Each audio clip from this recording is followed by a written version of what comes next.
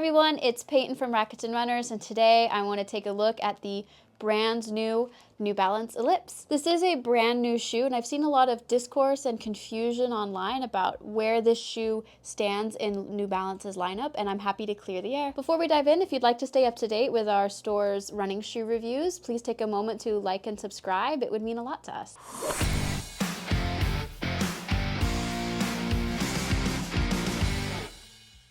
Okay, so where does the Ellipse even fit? What type of shoe is it? Before we get into that, I want to set the scene of some other types of shoes so we have a better idea of how the Ellipse fits into all of that. Starting off with the basics, we have the New Balance 880.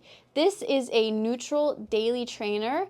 It's going to take you from casual wear all the way to marathon training. Coach Lara of our run club wears this shoe for her marathon training and races, and she is a big fan of it. Next, we have the New Balance 860. This is the fraternal twin to the New Balance 880.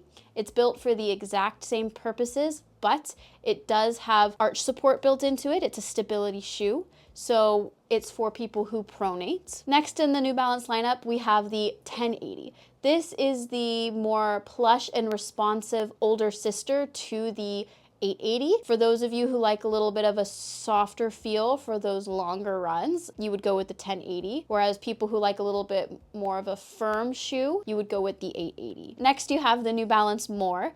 The More is New Balance's maximalist shoe. This competes very closely with the Hoka Bondi, so it has a very high stack height. It has a low heel drop, and it has a stiff rocker bottom sole to help propel you into the next step. And the last shoe I want to talk about in the lineup is the New Balance Rebel.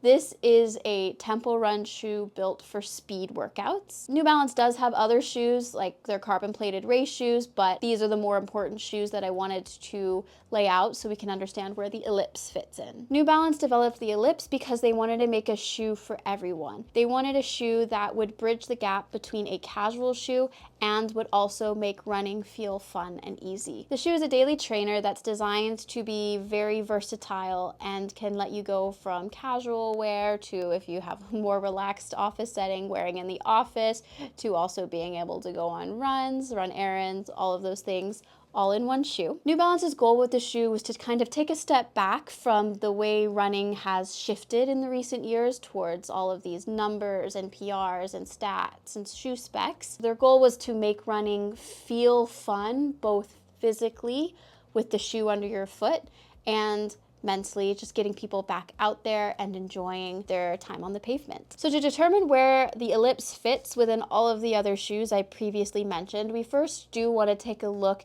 at the materials that the shoes are made out of and its specs, just to give you a little bit of a better idea at what you're looking at. Just like the 880, the 860, and the New Balance More, the Ellipse uses Fresh Foam X, which is New Balance's EVA foam. Essentially, what we mean by Fresh Foam X and EVA foams is that the Ellipse has a much more plush and protective cushioning system compared to more snappier and responsive foams like the new New Balance 1080 Infineon foam, or New Balance's fuel cell lines like the Rebel, the Elite, etc. It is a neutral shoe, so for those of you who need arch support, you would either want to get an over-the-counter insert to put in here, or if you have your own inserts or orthotics, the insert of the shoe does come out so you can fit yours in. As for the cushioning specs of this shoe, it does have a heel drop of 8 millimeters, and the cushioning in the back of the shoe has a stack height of 38 millimeters, and the stack height in the front of the shoe is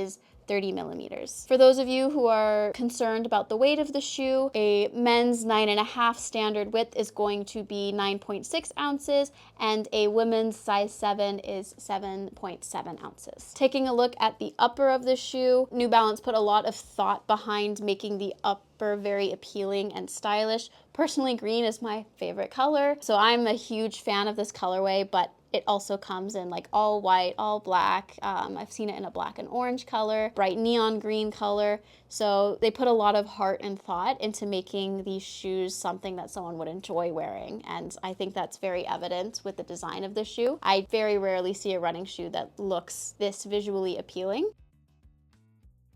As to how the upper feels, it's a very plush upper and I feel very anchored in when I'm wearing the shoe. You can't really see it in the camera, but they have the tongue of the shoe attached to the sides with elastic, so your tongue isn't going to move around and like end up wonky when you're wearing it. Fit-wise, I found the Ellipse to fit very true to size. I didn't need to go up a size or down a size or go for a different width. It had a very generous toe box, so the front of my foot didn't feel squished. It had a nice lock around the heel. So getting onto the meat, how did it feel on? It felt very classically Fresh Foam X. When I put it on, it was nice and plush, felt super protective. On my runs, it's definitely not a snappy shoe. If you're looking for something that's a little bit more responsive, you would want to go with honestly, the 880 feels a bit more firm than this shoe, so that one feels more responsive just because it's a bit firmer. But overall, this is a very cushioned shoe, but it doesn't really feel like it would hold up well if you're trying to do like very specific tempo run training shoes or faster long runs. But again, that's not what this shoe is built for.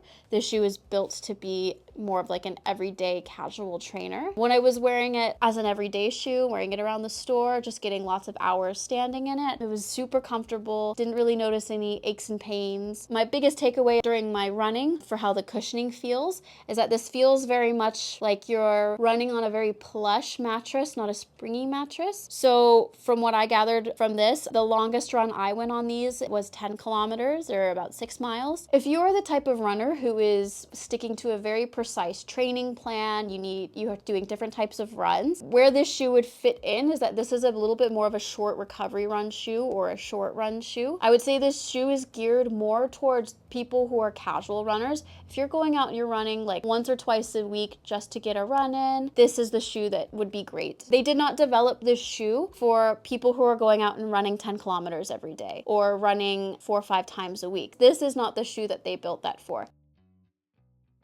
So overall, the type of runs this shoe is for casual runs, for easy runs, and they're plush enough that you could use them as a short recovery run shoe as well. Comparison-wise, none of the other brands really have a shoe that quite compares to this or is really in the same category as this shoe. Like, this is a very niche shoe, and I mean, it's comparable to things like in New Balance, it's comparable to the 880.